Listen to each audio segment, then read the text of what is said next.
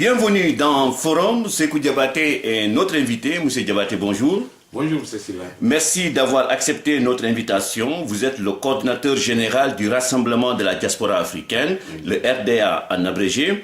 Il n'est, dites-vous, ni pour un parti politique, ni un concurrent des partis politiques et refuse, en tant qu'organisation citoyenne, d'être des béquilles pour les pouvoirs et une arme aux mains de l'opposition. Neutralité absolue. En fait, pas forcément de la neutralité, mais en même temps aussi, on est dans une configuration où, en même temps, il faut mutualiser les ressources. En même temps aussi, il se trouve que ceux qui participent à ce processus d'organisation sont souvent dans les organisations politiques.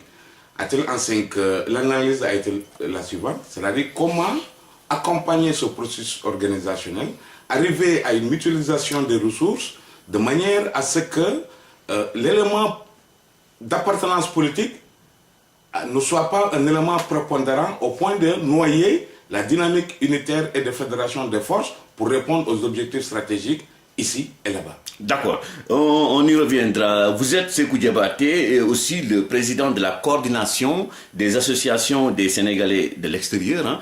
Et puis Sékou Diabaté, vous avez participé à l'occupation de l'église Saint-Bernard, c'était en mars 1996. Un tournant dans la lutte des sans-papiers en France?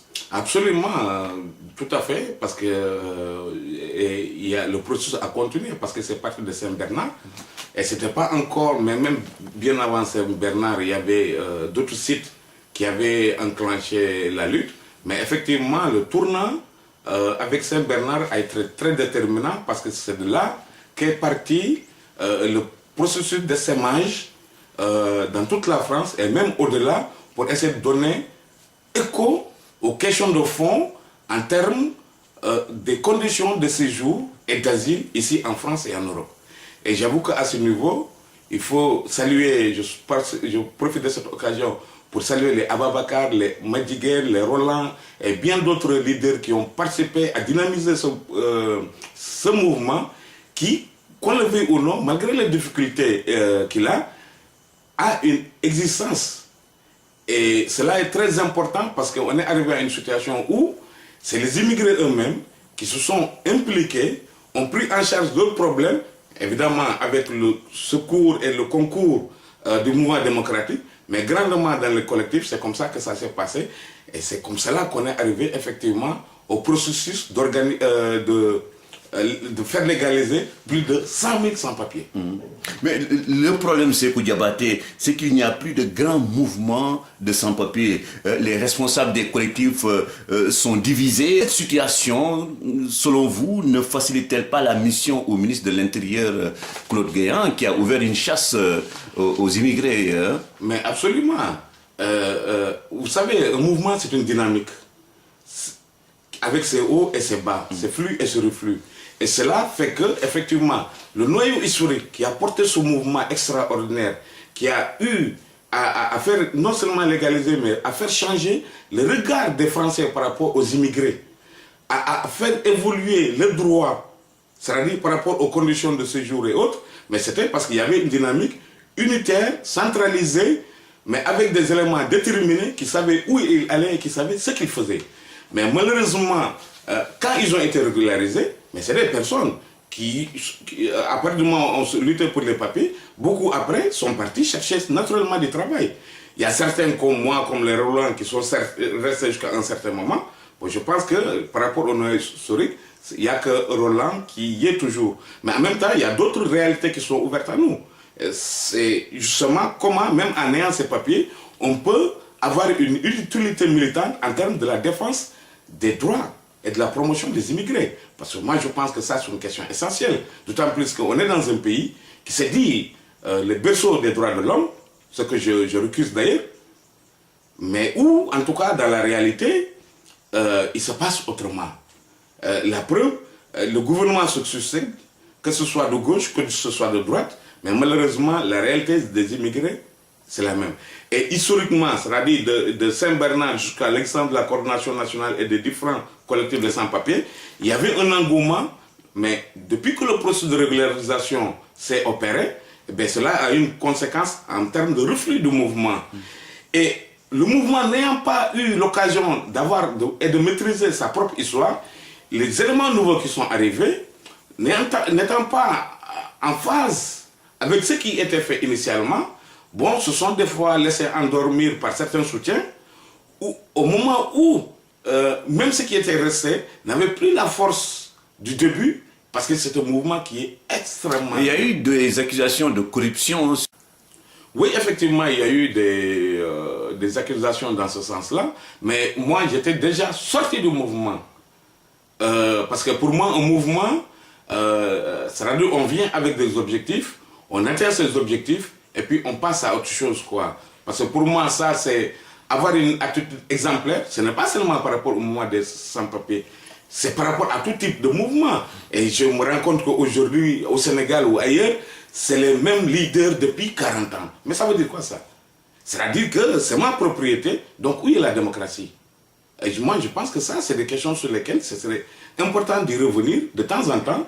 C'est-à-dire qu'on comprenne que, qui que l'on soit, il arrive au moment où, au lieu d'être une solution aux problèmes qui sont posés, on devient un problème. Et quelque part, cela explique pas mal de problèmes dans le mouvement. Parce qu'à force d'y rester, on accumule du n'importe quoi et ça débouche sur n'importe quoi. Et cela est dangereux pour la viabilité des mouvements. Et c'est votre explication par rapport aux difficultés que les responsables des collectifs ont souvent pour parler le même langage. Oui, mais cela c'est... bon, parce que nous, il n'y avait pas un problème de leadershipisme. On savait que le travail était tellement important qu'il y avait une division du travail sur le plan local, sur le plan régional, sur le plan national et voire même sur le plan international. Ce qui faisait que malgré que nous étions... Mais le mouvement, il y a beaucoup de mouvements qui sont nés dont les gens ne savent même pas leur histoire. Le mouvement altermondialiste, mais grandement, ça a été inspiré par la lutte des sans-papiers. Je me rappelle les Madjiguènes, les Roland, les moi-même et d'autres. Mais c'est nous qui avons insufflé, parce que nous étions la matière qui, en termes de démonstration, pour montrer, c'est-à-dire cette situation inégalitaire, unique. C'est-à-dire comment on peut être dans un pays comme la France ou l'Allemagne ou ailleurs, c'est-à-dire avoir un volant extrêmement important de sans-papiers, où partout il est question de droit d'asile, où partout il est question de droit de séjour. Alors cela était tellement... Et cela a amené à poser d'autres questions de fond. Mais pourquoi sommes-nous ici aujourd'hui? Comment ça se fait que, malgré que nos pays regorgent de richesses, c'est-à-dire que nos pays fuient, que nous soyons dans la misère? Ben, parce qu'il y a la dette. C'est-à-dire qu'ils tiennent nos pays par le cou. Mais il y a aussi la malgouvernance, peut-être, non? Oui, j'y arrivais. Mais malheureusement aussi, nos gouvernants n'ont pas souvent été des exemples. C'est-à-dire en termes de gestion, c'est-à-dire du peu, c'est-à-dire de la manne de nos pays. Du peu, quoi, on va dire. Quoi. Non, du peu, parce que ça me dérangerait dans la mesure où aujourd'hui, c'est nous qui portons l'économie mondiale quand même. C'est-à-dire toutes les matières premières, c'est-à-dire qui font qu'aujourd'hui, que ce soit ici en France, mais où est-ce qu'en France on produit du pétrole? Au point qu'aujourd'hui, la France soit troisième puissance en termes de production de pétrole. Mais c'est le cas pour la Chine, c'est le cas pour l'Angleterre, c'est le pape. C'est-à-dire, si ce n'est pas le pétrole ici, c'est le coltan qu'on est en train, franchement, de prendre au Congo. Ou le fusible, par exemple, au Niger et tout cela. Et ce qui est très grave, c'est que dans ce type de situation, c'est-à-dire, on prend par pelleté ce qu'on nous redonne par cuillerée. Et ça crée cette situation extraordinaire où plus on avance, plus on perd. Et on perd, et cela est d'autant plus vrai que même les petits exemples que je viens de prendre, mais ça crée d'extraordinaires d'extraordinaires problèmes de pollution. C'est-à-dire, on s'en fiche des populations. Non seulement ils n'ont pas l'emploi, et s'ils ont l'emploi, c'est des emplois polluants. C'est-à-dire qu'ils créent des problèmes. Si vous faites un tour au Niger, au Congo, même dans certaines zones du Sénégal ou ailleurs où je ne sais pas, c'est-à-dire où mais les exploitations ne sont pas sécurisées. Or, ce n'est pas justement ceux-là qui en profitent qui font le travail. Et c'est-à-dire quand c'est exposé, c'est encore nous qui faisons. Et quand ils prennent, pratiquement nous n'avons rien. Ça ne permet même pas de participer à, comme on dit, à l'équilibre budgétaire de nos États. Et c'est vraiment dommage. D'accord. Ce que vous débattez, l'actualité en France, ce sont les sorties controversées du ministre de l'Intérieur, Claude Guéant. On a l'impression qu'il veut vider la France de ses immigrés, qu'ils soient en situation régulière ou non. C'est votre sentiment aussi? Non, c'est mon sentiment, mais ce n'est pas quelque chose de nouveau, malheureusement. C'est-à-dire, c'est lié même à la politique de gestion de ce qu'on appelle les immigrés dans ce pays. Parce que depuis le choc pétrolier des années 73, 70 donc, jusqu'à maintenant, mais combien de fois l'ordonnance du 2 novembre 1945 a été modifiée? Je me rappelle, dans les années 98, parce que j'étais aussi le responsable national chargé des questions juridiques, j'avais effectué une étude qui m'avait démontré que de 73 à 98, parce que moi je suis sorti du mouvement en 2000, c'est-à-dire à ces environs-là, il n'y avait pas moins de 35 modifications de cette loi. Donc ça donne une idée, et plus on avance, plus ça se durcit. Mais la question de fond a toujours été la même, c'est-à-dire que, en vérité, on n'a jamais eu besoin de nous que dans une dynamique utilitaire. Parce qu'on se souvient, c'est-à-dire, historiquement, ici même dans ce pays, quand le processus d'industrialisation a commencé, eh bien, la majorité, il y avait une majorité de paysans, c'est-à-dire qui tenaient à leur terre, c'est-à-dire donc qui n'étaient pas prêts à participer au processus d'industrialisation parce que préférant leur terre. Ouais. Alors, compte tenu de la montée en puissance de la France dans le secteur de l'automobile ou dans tout ce qui est mécanique, la solution a été, on peut encore faire mieux, c'est-à-dire amener une population étrangère au rabais, qu'on n'aura pratiquement même pas à nourrir, dans des conditions extraordinairement dégueulasses, parce que c'était l'époque des taudis, que ce soit en Inter ou ailleurs, c'était pareil. Alors qu'avant nous-mêmes, c'était les Portugais. Avant les Portugais, c'était les Italiens. Etc., etc. Après, finalement, la grande armée, ça a été nous. Mais sauf que aujourd'hui, même si c'est le prolongement de toute cette politique-là, une chose est claire, c'est-à-dire que la réponse à ces questions-là, ce n'est pas la haine. Ce n'est pas la haine, parce que nous, on est dans la dynamique de liberté, égalité, fraternité. C'est-à-dire, encore une fois de plus, on est exemplaire pour rappeler à ces politiciens, c'est-à-dire, quelle est l'histoire de ce pays. C'est-à-dire, quel a été le rôle, la fonction des immigrés, quand bien même ils n'avaient pas cette instruction, encore qu'à ce niveau, il faut relativiser, mais en même temps, ils ont grandement participé au développement de ce pays. Mais ce que Guéant a dit, c'est comme M. Guéant a dit. C'est-à-dire, il y a une donne dont les uns et les autres n'ont pas fait attention. Parce qu'avant, c'était les sans-papiers. Mais aujourd'hui, c'est les sans-papiers et ceux qui sont en situation irrégulière. Alors ça, c'est une nouvelle donne. Après une autre polémique où il était question, c'est-à-dire d'extirper à ceux-là même qu'on dit immigrés d'origine, qui sont devenus français, leur papier en cadre. Alors que pour nous, on fait appel à la loi, au droit, c'est-à-dire que de ce point de vue, la question est claire. C'est-à-dire ou bien on est français, ou bien on n'est pas français. On ne peut pas être français et demi. Ouais. Et nos enfants qui sont nés ici, c'est-à-dire ce n'est pas des enfants d'origine immigrée, c'est les Français. Mais s'ils posent problème, c'est vrai qu'il y a une responsabilité particulière des parents. J'allais dire, est-ce qu'il n'y a pas un véritable problème d'intégration aussi en France? Mais qu'est-ce que c'est l'intégration? Mais l'intégration a failli. Parce que ce soit l'assimilation, la politique d'assimilation, que ce soit les questions d'intégration, mais ça a toujours été par rapport aux objectifs de la France sur le plan culturel, sur le plan économique. Officiellement, la politique d'assimilation est écartée. Est écartée. On l'a remplacée par, justement, un coup avec la politique d'intégration. Mais l'intégration en quoi? Mais l'intégration ne peut avoir de sens que par rapport à la socialisation de l'individu. Ça voudrait dire du travail, logement, se soigner. Alors qu'aujourd'hui, paradoxalement, il y a des poches, même si ceux qui ont de la nationalité sont d'office écartés à cause de leur couleur. Ça, c'est un premier point. Le deuxième point extrêmement important. Il y a un plafond de verre. C'est une réalité, ce plafond de verre. Et aujourd'hui, ce n'était pas un hasard. D'ailleurs, on est en train de mettre cela à côté. C'est-à-dire cette politique diversitaire où on prend les ramayards ou je ne sais quoi comme, voilà quoi, comme par avant, alors que derrière, il y a une armée extraordinaire de gens qui sont plus compétents que compétences, mais qui malheureusement se heurtent à ce verre qui n'est même plus invisible. Quelles sont les conséquences que cette droitisation de la politique du gouvernement peut-elle avoir sur l'intégration des immigrés en France? Non, déjà, ça crée le doute. Or, quand on doit être, entre guillemets, intégré par rapport à une dynamique, si ça commence par le doute, c'est-à-dire ça crée le repli. Identitaire. Oui, et justement, la question de fond, c'est ça.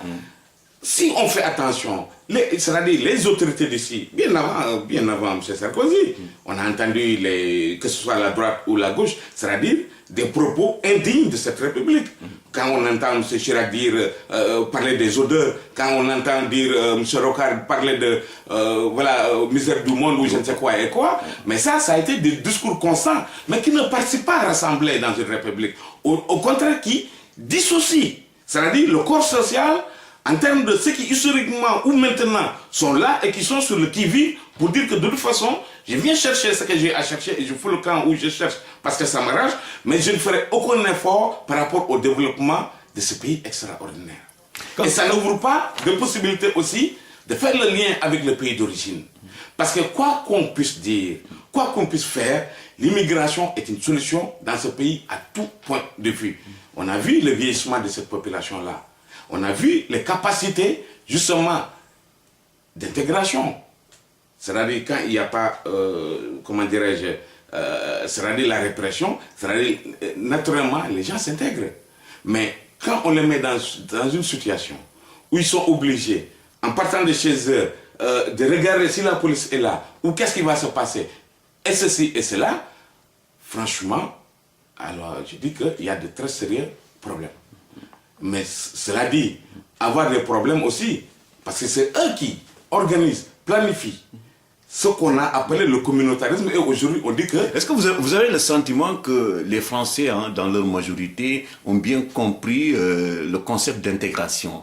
Parce que quand on parle d'intégration, l'effort doit provenir des deux côtés. Oui, mais ça, c'est une éducation. Et ça, c'est du rôle de l'État. Alors, si les pontes de l'État, au lieu justement d'amener des discours d'apaisement, non pas de dire en termes de compassion, non, mais par rapport à la loi, au regard des lois existantes. C'est-à-dire, il paraît qu'il y a droit et devoir. Moi, je ne connais que le droit, mais soit droit et devoir. Parce que devoir, c'est quoi? Mais c'est respecter l'autre. Devoir, mais alors que nous, dans notre culture, c'est-à-dire, le respect, c'est du début jusqu'à la fin des choses. Donc, ce problème-là, je ne vais même pas le traiter. Mais si les autorités elles-mêmes, au lieu de participer à apaiser la situation, c'est-à-dire font des immigrés un épouvantail en termes électoraux, un instrument par rapport à leurs ambitions personnelles. Alors c'est ça qui est dangereux. Et c'est ça que nous combattons, que nous avons toujours combattu et que nous combattrons toujours. Ça c'est clair. Mais, c'est-à-dire je ne change pas. Oui. Et je ne prends pas ma nationalité. Jusqu'au bout. Malgré ce discours, Sarkozy continue à déviser dans les sondages. Cela veut dire peut-être que les Français, l'immigration n'est pas la préoccupation des Français. Ni l'immigration, ni les questions de sécurité. C'est-à-dire qu'il y a des questions de fond qui sont posées et qui ne sont pas en vérité traitées. Alors quand une question n'est pas traitée, c'est-à-dire non seulement ça s'aggrave, parce que l'élément ancien se combine avec le nouveau, et ça fait que ça crée un déphasage. Alors là, l'autre question de fond, c'est quoi? C'est-à-dire, on est dans la perspective des élections. Mais je dis à la droite, en se droitisant, c'est pas ça qui va faire que elle va engranger l'électorat de la Front National. C'est ça la question de fond. Parce qu'il y a eu un jeu musical, historiquement, c'est-à-dire tous les chiffres le montrent, entre la droite et l'extrême droite. C'est-à-dire, si l'extrême droite monte, la droite baisse. Si la droite monte, l'extrême droite baisse. Or, on est dans une configuration où aujourd'hui, la droite a peu de marge de manœuvre. Parce que ça fait quand même combien de temps qu'elle est au pouvoir. Et elle s'est émoussée. C'est vrai, ici et là, il y a eu des solutions précaires par rapport à des questions de fond. Et même les situations comme les retraites et d'autres questions de fond, enfin je ne dis pas qui ont été traités, mais où ils ont atteint leur objectif, mais ça a laissé des traces, y compris dans le propre électorat.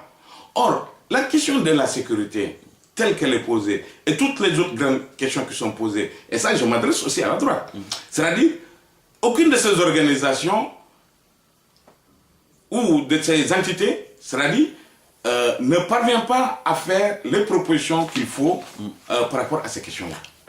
D'accord, mais rapidement, c'est quoi, rapidement, les consuls africains qui sont là, ils vont avoir beaucoup de problèmes, parce que si la France veut expulser autant d'immigrés, il va falloir aussi qu'ils délivrent pas mal de sauf-conduits. Ah, mais en tout cas, c'est ce que la réalité montre, parce que s'il y a reconduite, c'est qu'effectivement, la préfecture, du moins la préfecture, c'est-à-dire les consulats, c'est-à-dire, on sont justement... c'est-à-dire on opérait. Parce que si on a été reconduit, c'est parce qu'il y a eu sauf-conduit. Ouais. Or, le sauf-conduit, c'est par rapport, et puis même ce n'est plus par rapport au pays d'origine. Il y a une extension qui fait que, c'est-à-dire, de plus en plus, il y a des consulats qui jouent ce rôle-là. Et tout sans-papier qui aurait été reconduit, le consulat gagne 150 €. Mais c'est un scandale. C'est un scandale, y compris le Sénégal. Même le consulat du Sénégal. Mais le consulat du Sénégal, M. Faye, c'est ça, hein?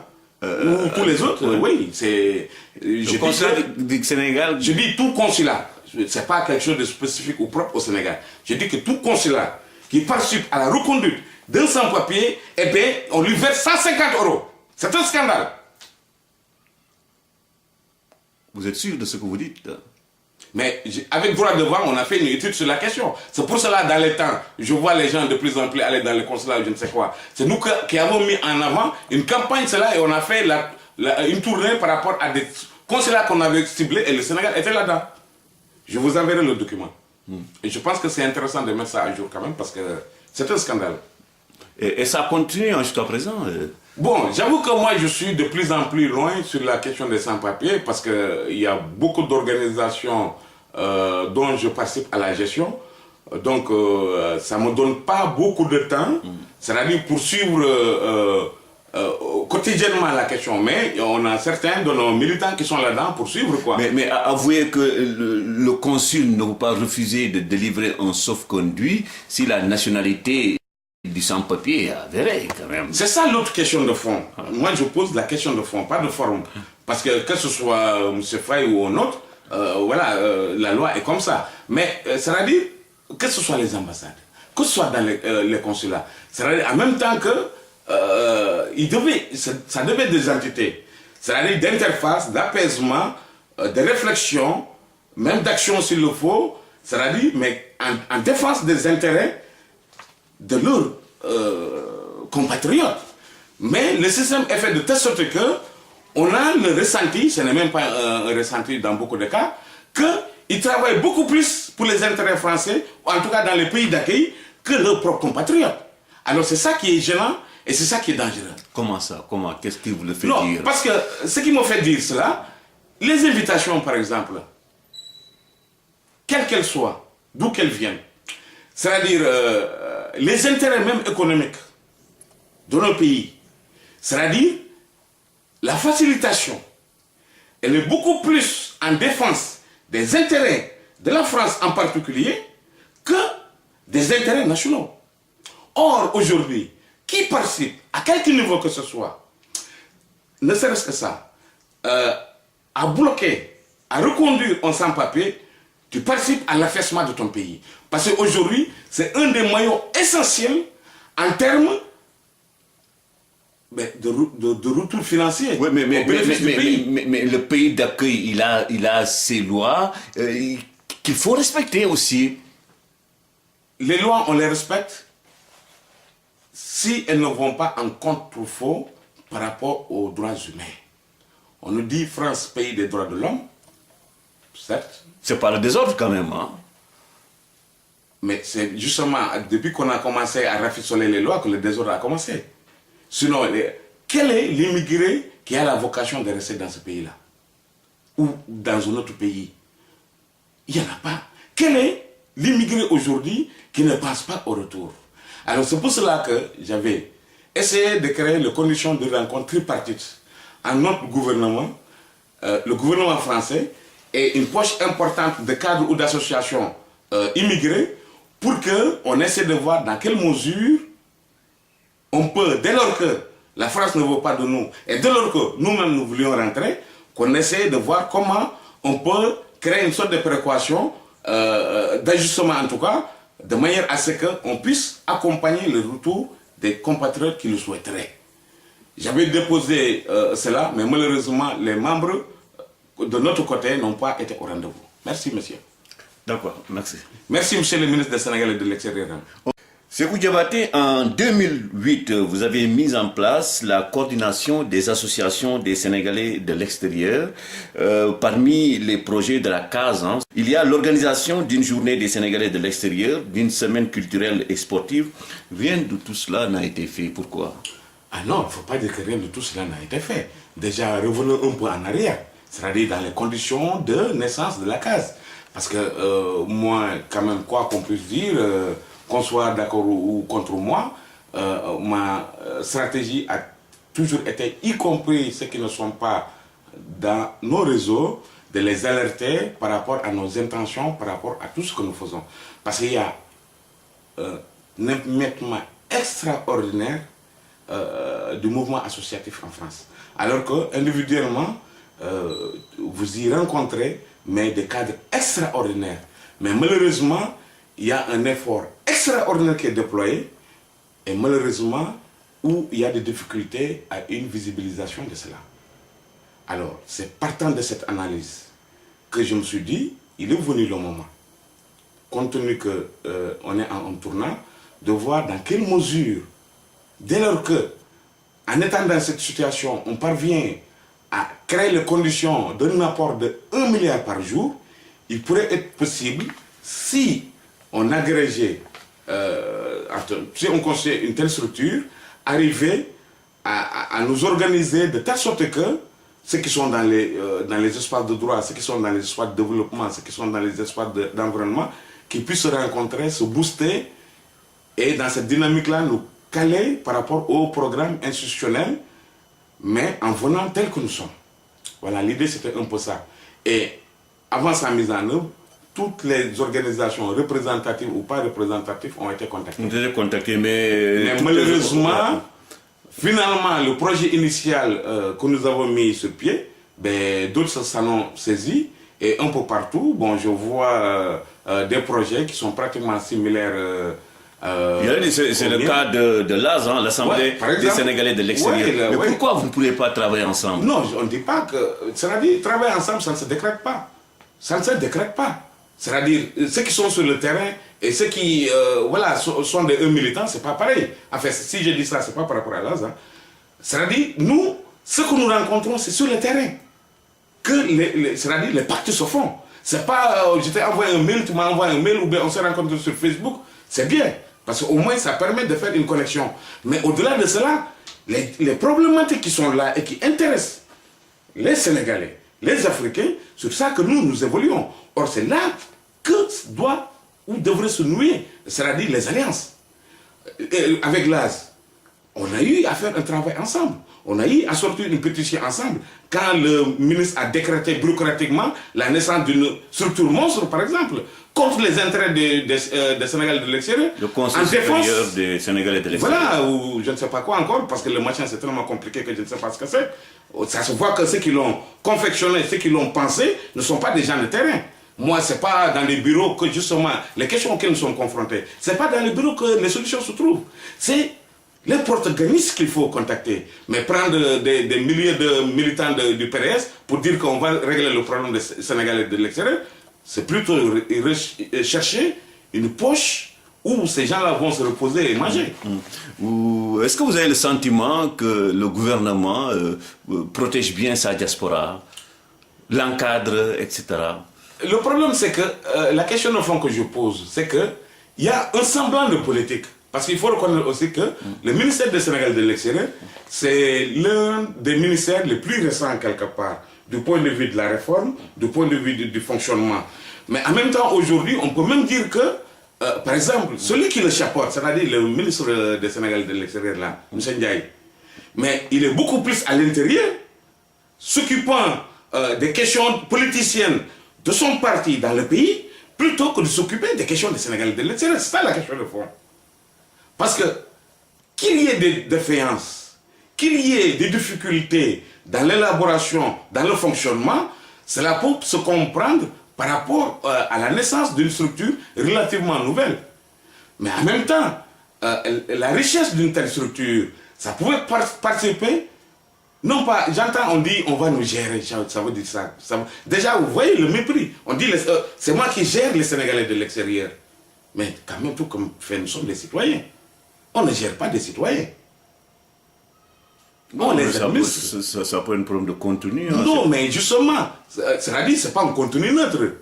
C'est parce que les solutions de l'immigration, une grande partie se trouve au Sénégal, mais pas toute la partie. C'est-à-dire ceux qui sont les acteurs, qu'on les aime ou pas, c'est-à-dire leur dire, c'est-à-dire le regard que les gens ont d'eux, ceux-mêmes qui ne sont même pas des cadres, mais qui posent des problématiques, c'est ça qui fait nourrir une structure. Mais c'est l'objectif du Conseil supérieur des Sénégalais de l'extérieur. Oui, mais sauf que c'est quelque chose qui a été décrété. C'est-à-dire où les différents acteurs, personne ne les connaît, à quelques exceptions près. Et ceux que l'on connaît, ils sont identifiés comme militants de parti, c'est-à-dire du parti au pouvoir. C'est ça la question de fond. Alors qu'une telle structure, sa force devrait être, on ne peut pas condamner une personne parce qu'elle fait de la politique, ça peut même être un plus, en termes de lien avec le parti pour récolter ou reporter, c'est-à-dire les difficultés ou bien les avancées du parti. Mais pas comme une arme, c'est-à-dire de positionnement dans la perspective des élections. Parce que tout le monde sait que l'immigration, c'est un enjeu. Parce que l'immigration aujourd'hui a le moyen de faire basculer des passions entières, voire même fausser le jeu c'est-à-dire des élections, y compris présidentielles.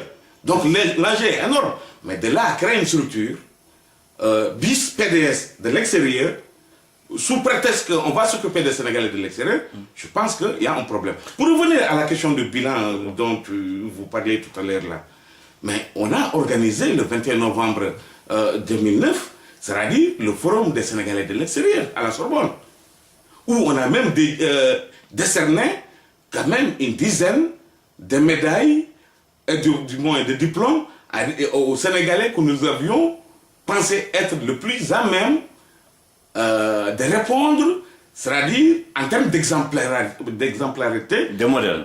De modèles, pour être plus précis, dans les différents secteurs, que ce soit dans le secteur de l'entreprise, que ce soit dans le secteur des droits, que ce soit dans le secteur de l'environnement, bref, dans tous les secteurs qu'on a visités et revisités.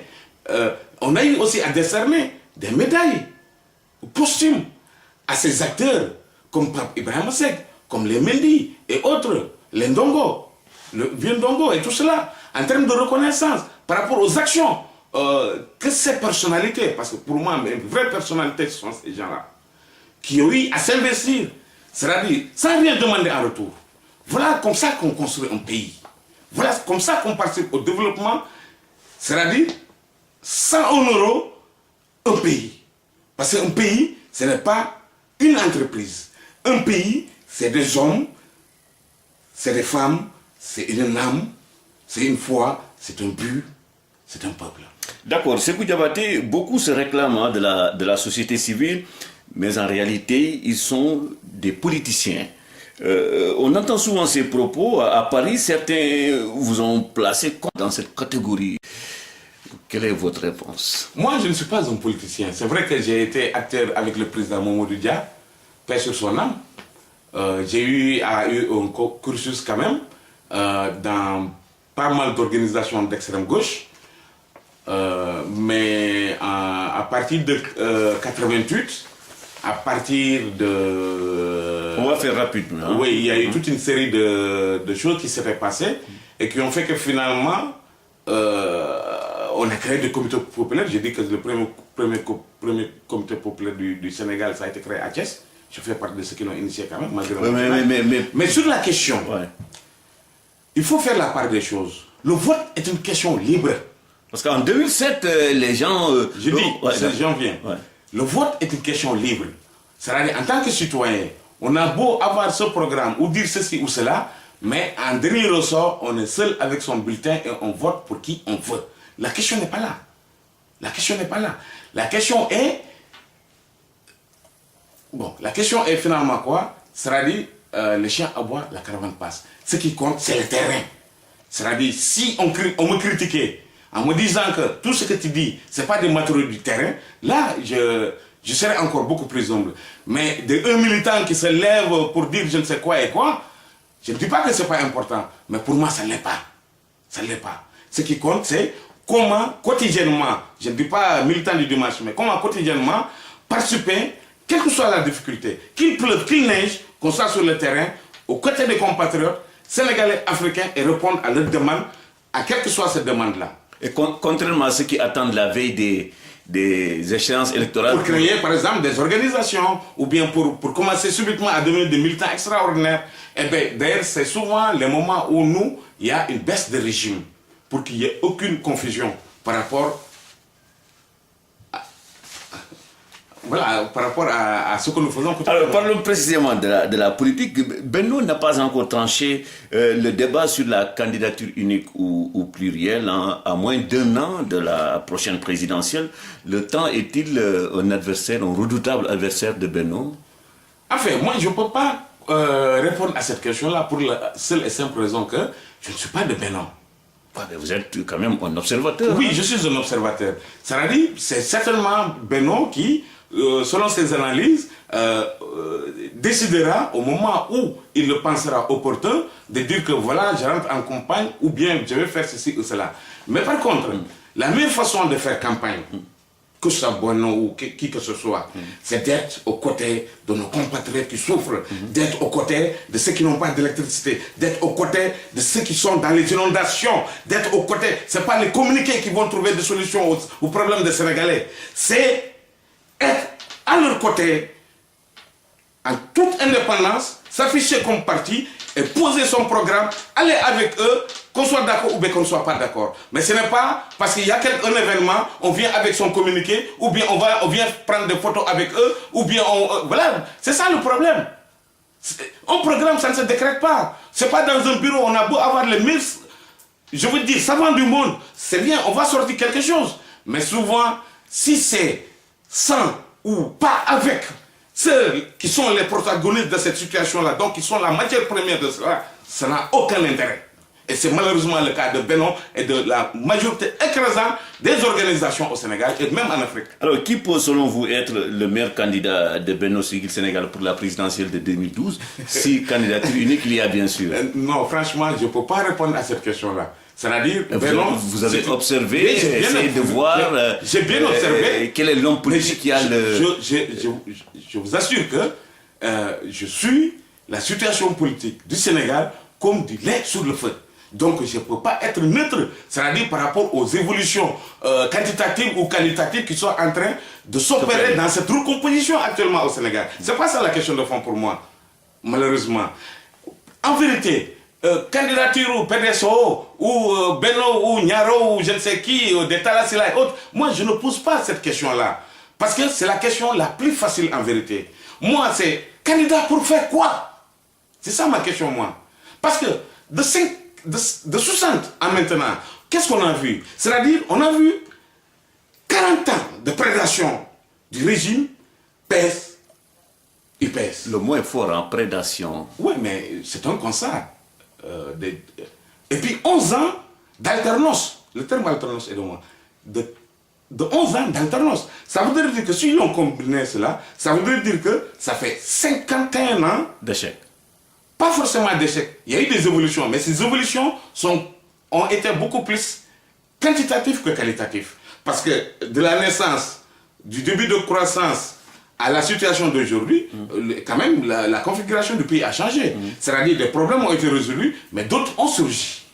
Au point que finalement, on en est au même point où la paupérisation est une constante. C'est ça la constante. Bon, maintenant, la question qui se pose, des candidatures ou autres, je ne dis pas que ce n'est pas important. Mais ce qui est important pour moi, c'est quand est-ce qu'il y aura une rupture qualitative. Je dis bien qualitative. De manière à ce qu'on puisse créer l'homo sénégalensis nouveau.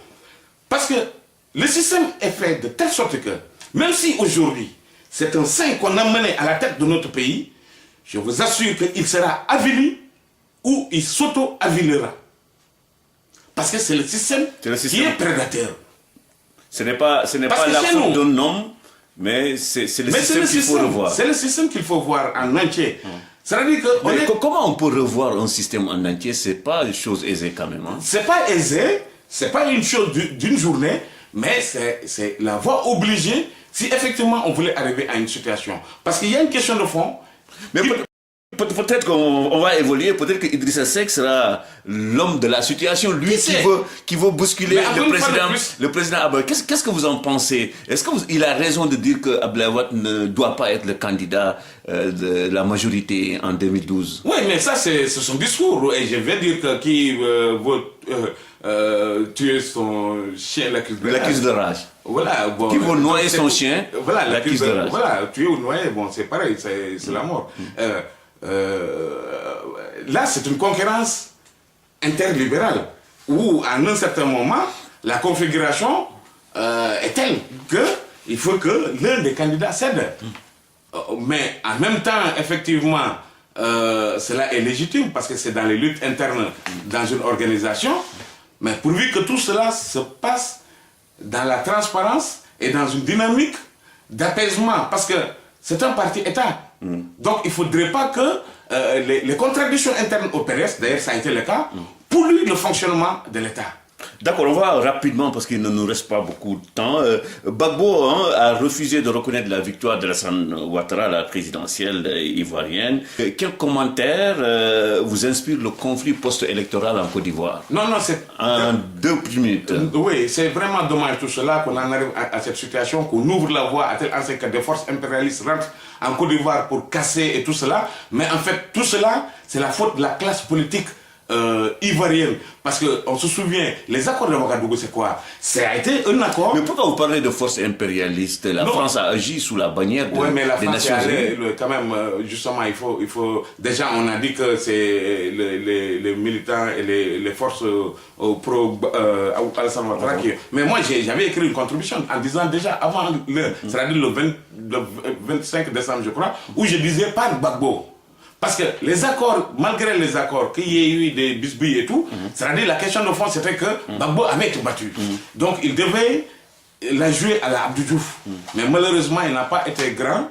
Et voilà, il est sorti par la porte. Votre dernier mot, c'est presque la fin de l'émission. Non, mon dernier mot, c'est que nous organisons le 25, du moins le 23 avril, c'est-à-dire la semaine prochaine, c'est-à-dire le Forum international des femmes. Et c'est un événement extrêmement important parce que ça fait partie de nos projets stratégiques.